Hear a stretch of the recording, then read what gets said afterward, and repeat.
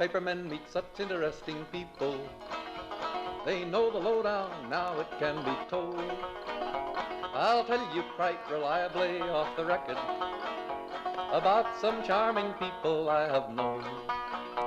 For I meet politicians and grafters by the score, killers plain and fancy, it's really quite a bore. Oh, newspapermen meet such interesting people. They wallow in corruption, crime and gore. Ting-a-ling-ling, city desk, full the press, extra, extra, read all about it, it's a mess, meets the test. Oh, newspapermen meet such interesting people. It's wonderful to represent the press. Now you remember. So much to talk about in the Media Project this week. So many stories that deal with the media, and we will get right to it. I'm Rex Smith here from the Upstate American, formerly editor of the Times-Union, with my colleagues Judy Patrick, Barbara Lombardo, and Ira Fussfeld. Judy and well, all three of you actually having had significant careers in media around here. Judy having been editor of the Daily Gazette in Schenectady, Barbara executive editor of the Saratogian and the Record of Troy, Ira the publisher of the Daily Freeman of Kingston. There, we've taken care of that. Is everybody okay? You know, we've seen a lot of news in our time, but it never fails to surprise us, right? That's true. It's like every day, especially in the last 5-6 years, it's been a surprise. People are always amazed when they read print newspapers that there was just enough pages to get in all the news. Yeah, that's a funny thing. You know, actually, I'm sure there is so much more that you would want to put on the front page every day that you can't get on the front page. Do you folks look at the museum front pages every day of the week? If you go log at museum.org, you can sign up to see the daily front pages of virtually every newspaper around the world. Not all of them. Mine is not. Judy's is not. Barbara's is not. But quite all the rest. But every morning I've marked about 30 or 40 of them as favorites. And to the point you were making, I've noticed that more of the newspapers are printing more stories on the front page. And I can only conclude for that is that they don't have as much space as they used to. And so they're jamming stuff in the front of the paper as opposed to perhaps making it more visually attractive with larger art. Well, wait until the tariffs with the price of newsprint goes up another 25%, getting Canadian paper. Those that still are publishing in print will probably have even fewer pages. That could be the death knell. I think that's absolutely right. As Judy has pointed out, there's the aluminum cost too, right? Yeah, exactly. for plates, as a practical matter, will mean that there will be less color, I would think, because you need That's 4 a plates start. to make color. Yeah, plates for the uninitiated. It's not what you eat off of, but the plates are what you put on the press to make the impressions so that the paper is printed. Hey, as long as we're talking about A1s or front pages, we talk about where the New York Times initially played the Signalgate story. There was a 1-column story below the fold on the first day. Well, do you think that might be a deadline issue? Perhaps, but... because sometimes you just don't have as... No, that story broke mid-afternoon, it seemed like. They can be, in my opinion, rightly so cautious. I don't believe that they had felt they had a handle on that story that soon in the day. I don't know if it was too late, but I think they were just treading carefully about it. I just want to make the point that just before we flicked on the switch on the microphone here, Barbara made the point that if we're talking about Signalgate, let's just explain that, by the way, what was going on there was this was America bombing the Houthi rebels who have been closing the shipping lanes in the Red Sea and attacking ships, which decision was held back by the Biden administration because of concern that Iran, the sponsor of the Houthis, would then retaliate by attacking Israel. So just FYI, because we lose track of the real significance of what's going on because we've been looking at this ridiculous situation. I don't think any of us have probably gotten great stories on encrypted message boards from members of the president's cabinet.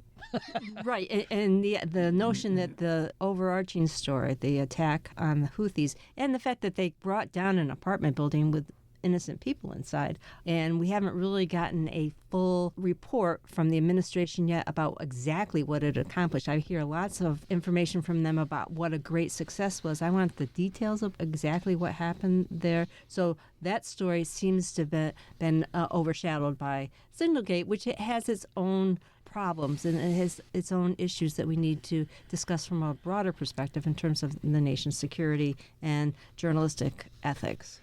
You know, one of the ethical issues that I think was First, notable is that Jeffrey Goldberg, editor of The Atlantic, who was included on this, didn't immediately jump and publish this.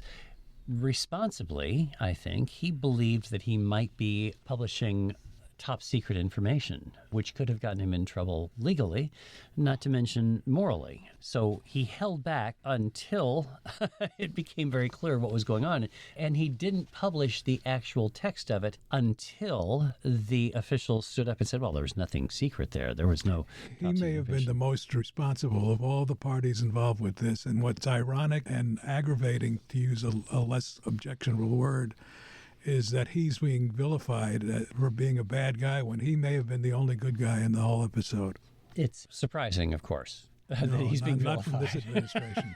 One of the things that I was thinking about as this was unfolding was how he did not listen to the entire conversation that he didn't type in, by the way, I'm here. He didn't do that, which I think was the right thing to do, to keep it secret that he was on the secret call. But he didn't continue to listen the whole time.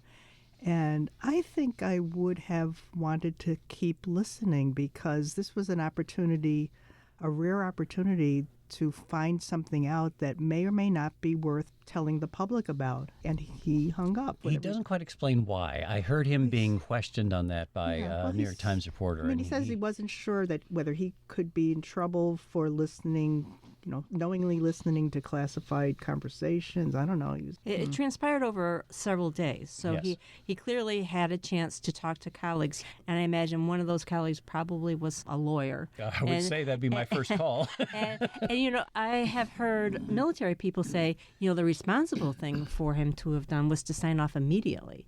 Now, I disagree with that. I think that initially he thought he was being spoofed. He wasn't sure what was real, and it wasn't until actually he heard reports about the bombs dropping that he knew that he was in on something he shouldn't be, and that's when he decided to step away. Now, again, some journalists are complaining or criticizing him for doing that, but I think given the situation, he seemed like he handled this very responsibly and ethically, like we do in a lot of cases. A lot of times journalists get information they know everyone shouldn't know, and so they do withhold it. I mean, I've withheld stuff because I know that this is not information the public needs to know or should know. We routinely withhold the names of people who are victims of crime. For example, we don't give people every bit of personal information that we have on individuals.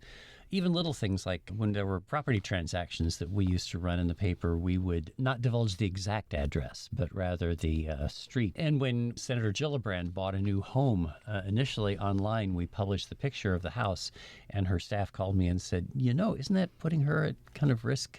And I thought, there may be. So I pulled down the photograph. There was an instance or two in the past, I cannot remember the particulars now, where the police would talk to us about something that was coming up, that if the police or some other entity wants coverage of something, they're going to tip you off and make sure you have a chance to be there and give you the background and give you access. But there are also times when they might legitimately be trying to do something where if you tell it to the public, it could harm innocent people, it could put people at risk, it could destroy a long-planned, drug raid, whatever it is. So we would have to thoughtfully consider the pros and cons of going with what we know, and there would be times when we'd say, okay, we're going to wait on this for whatever it is, a day or till tomorrow or whatever it is, to decide whether it should be told to the public. So what do you think about how this story is being handled by the Trump House media, by Fox News? Well, then people who are watching Fox News are not getting the full story, and as whether it's this story or any other number of stories that the straight media is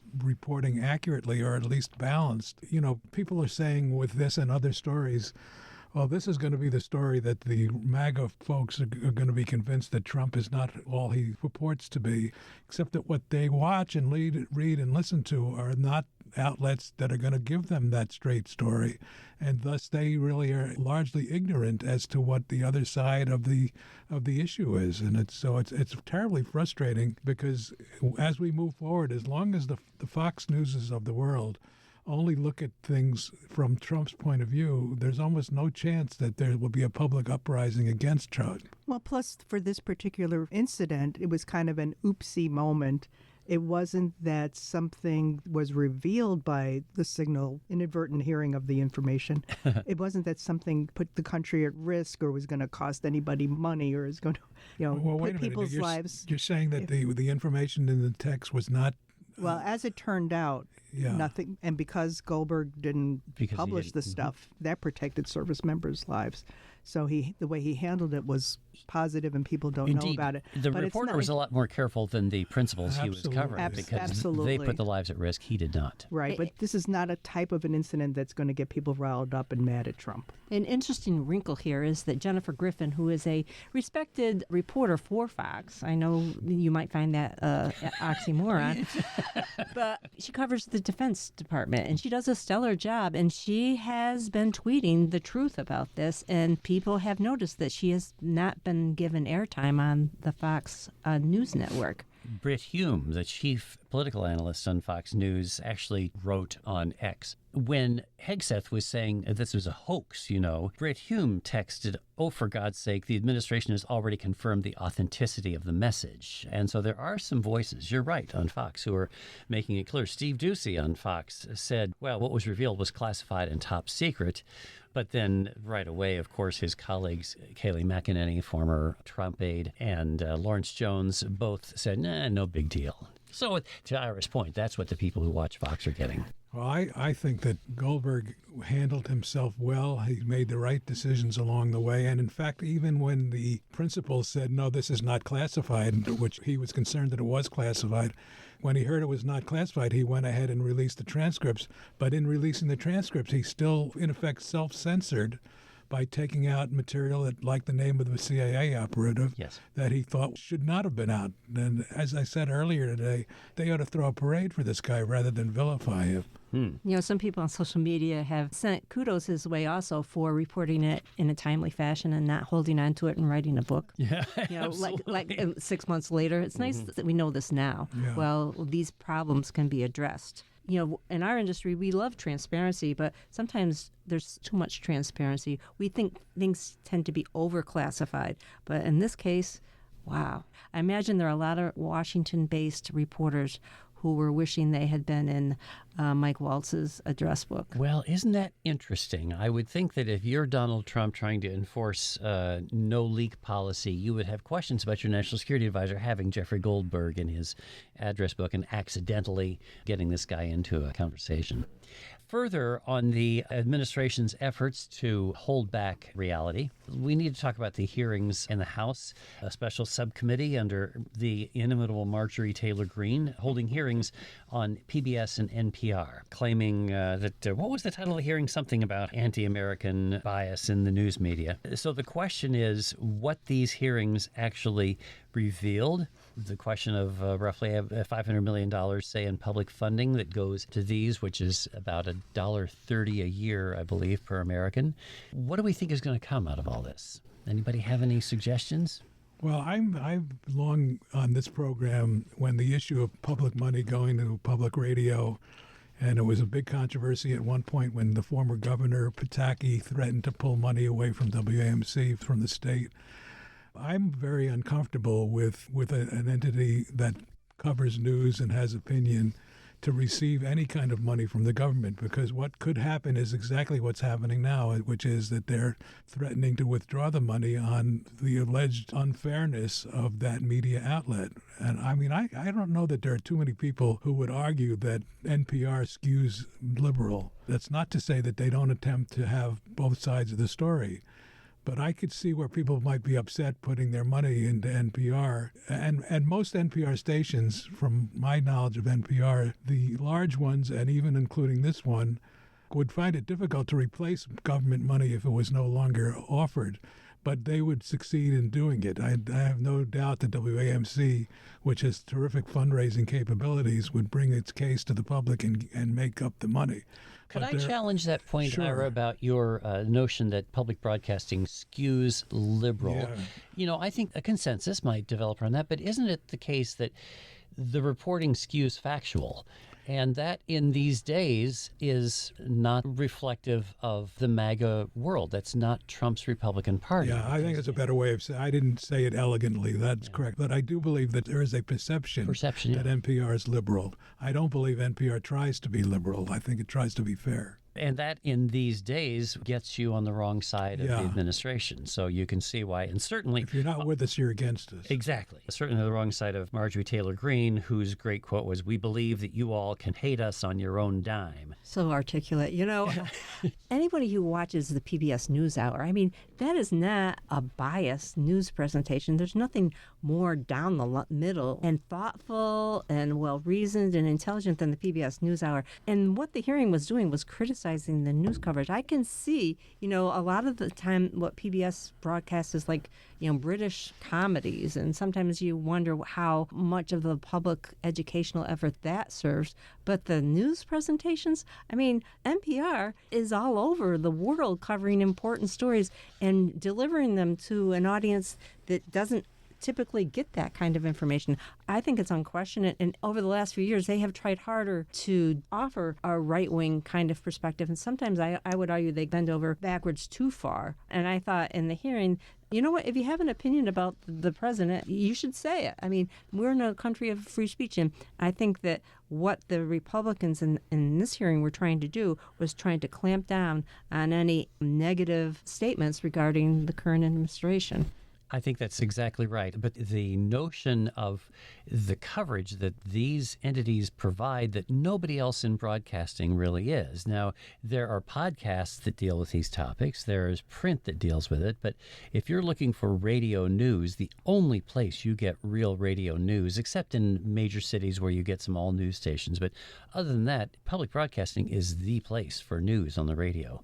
And it's really generally good stuff. And the withholding of this money will particularly hurt the smaller operations in rural parts of the country where there are no other outlets that are providing this service. Yeah, it's a false notion that the privatization of the kind of reporting that PBS does can be picked up commercially. It's not going to happen. And that's why we need this to continue. That's why they call it broadcasting. Broad. It's like I think it's an old agricultural term where you broadcast the seed. It goes in a lot of different places.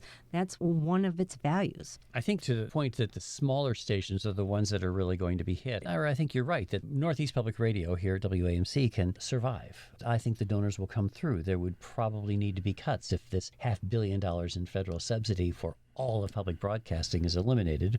Most of that, of course, goes to public television, and there's just a little bit that trickles into here. But this would survive, this station where we originate. But the small stations, places like Alaska and in my home state of South Dakota, those entities don't have a big population draw from to find that sort of source of revenue. They don't have the capabilities or the pool of potential revenue to generate the kind of money that they'd need to get. Yeah. And I think that it's important to note that the Corporation for Public Broadcasting is not going to, I don't believe, is not going to capitulate to any of the executive orders or threats from MAGA and Republicans to hold back their reporting. You'd have to do what Ira is saying, not take the federal money and continue operating. Well, that's an optimistic viewpoint, but the longer that this seemingly move towards authoritarianism continues, I couldn't swear that what you just said is going to be the case long term. I mean, let's just start with something relatively benign, which is the sanctions that Trump has put on the AP for not calling it the Gulf of America instead of the Gulf of Mexico. Well, it's absolutely true. I think that is exactly right. That indicates as much as the attack on public broadcasting that Trump is coming for the press in this country as a whole. And it's interesting that there hasn't been really a collective action in support of the Associated Press. There hasn't been a collective action by the media in support of the Voice of America, the dismantling of the U.S. Agency for Global Media, which supports not only VOA, but also Radio Free Europe, Radio Liberty, Radio Free Asia, and Middle East Broadcasting Networks, and Cuba, Office of Cuba Broadcasting. There isn't a real effort, maybe that's just not something that the media can do. There isn't an effort to really stand up for this free press on the part of reporters and the entities that support them. Right. There are some advocacy groups out there that will issue a press release about Voice of America or in support of the Associated Press, but it's not consistent, it's not coordinated, and it's not relentless. And it plays into this whole denigration of the press. I see it on every story. I'm seeing it on the Hexas story. Well, it was Goldberg's fault. Somehow it was his fault. Somehow he wormed his way onto that Signal chat. I mean, it's the continued erosion of trust, faith, support, and respect for the press. And I think that level of degradation has made it easier for the Trump administration to do away with an important resource like Voice of America. Wouldn't it be possible for the owners of the major media outlets to make a difference if they oh, wait a minute, I'm sorry, that would be the You know what? It's to us. It's to the small journalists out here, because there are a lot of us, and we need to make our voices heard, because maybe the corporate people who own the major media companies have different allegiances. We don't. We are allegiances to the press and to the people's right to know. I think that together we can make a strong position. I don't know that you can do that in the content. For example, the company that now owns the papers that Ira and Barbara used to run, can't imagine that any kind of important statement would be coming from them. I can't imagine them being the hedge fund with a heart of gold. Although they are now at the forefront of the lawsuit. I don't know all the specifics, so I don't want to make it like I do, but they are digital, what do they call themselves now? I think it's digital first. They're trying to rein in the AI trend.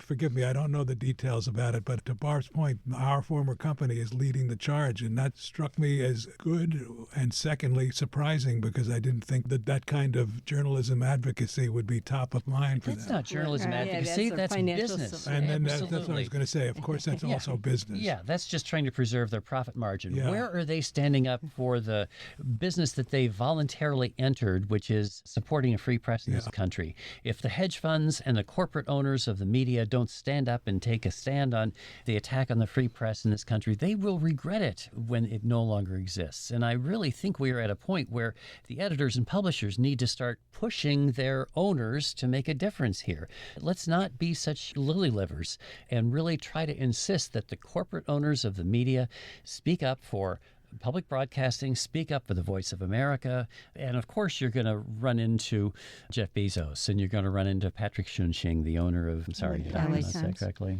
LA Times. But these people ought to either be patriots, or they can stand and let our major media become his Vestia. Yeah, Jeff Goldberg stuck his neck out for us at great personal danger. I think he knew that this could cause him great harm, but he said, this is the job. This is what I have to do. There was no question. He's not worried about it. I mean, he probably is. And the Atlantic published it. The Atlantic was not... He has an owner backing him. Yes. Lauren Powell-Jobs says, okay, I will let you do that. That's great. And when you're saying about the... grassroots and media company owners speaking up, it has to go beyond appalled editorials, shaking our fingers at the people that are doing the wrong thing. It's going to cost money. It takes organization. Well, that's a good point, and this is probably a good time. I mean, of course, we're going to sound like we're shilling for the airwaves that we are heard on here, but really philanthropy needs to step up to support media, in particular public media, because gifts large and small really have an important role to play here. This is really a time to support the media outlets that are displaying independence, like public broadcasting, like The Atlantic, say, to try to fill in the gaps where you have the right-wing claque supporting Trump in Fox News and its imitators. You need to stand up against that, and we're really in a place where free press is at risk in this country. Okay, enough sermonizing, folks. We're about out of time here. Oh, Wasn't your father a minister? Is that where you picked that up? I guess so. Yeah. Yeah. And this is very nice. There's a larger pulpit here with broadcasting. It's very kind of them. I don't have quite as powerful a message, I guess. Is it time for our fellowship hour? Are we going to have coffee? Could we please? Yeah. Who brought the potluck? Where's the casseroles? All right. Thank you, folks, for joining us. That's Judy Patrick, Barbara Lombardo, and Ira Fussfeld. We are grateful to our producer, David Gustina.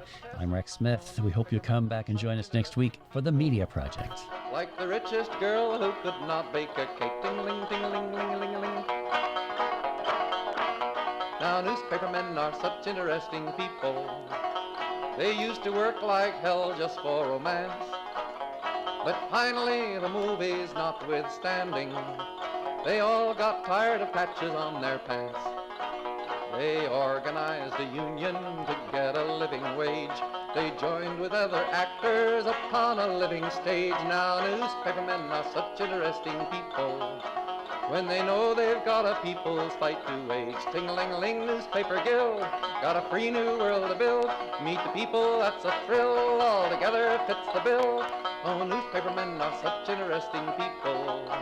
It's wonderful to represent the guild. Now you remember Mrs. Sadie Smuggery.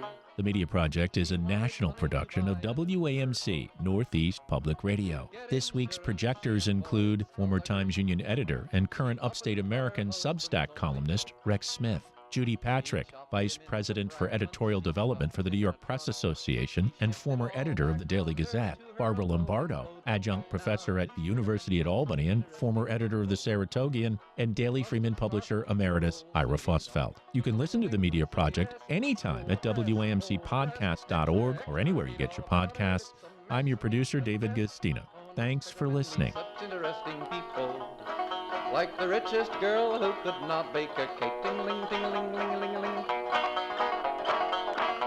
Now newspapermen are such interesting people. They used to work like hell just for romance. But finally, the movies notwithstanding, they all got tired of patches on their pants.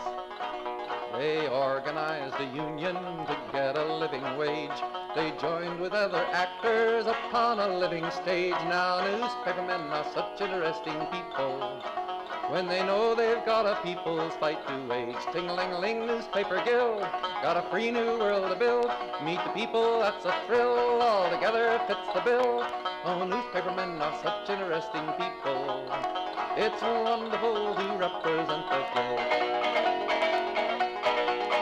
Now publishers are such interesting people. Their policy's an acrobatic thing. They claim to represent the common people. It's funny, Wall Street never has complained. Ah, but publishers have worries, for publishers must go to working folks for readers and to big shots for their dough. Now publishers are such interesting people. It could be prostitution, I don't know. Ting-a-ling-a-ling, circulation, ting-a-ling-a-ling, advertising, get those readers, get that payoff. What a headache, what a mess. Oh, publishers are such interesting people. Let's give 3 cheers for freedom of the press.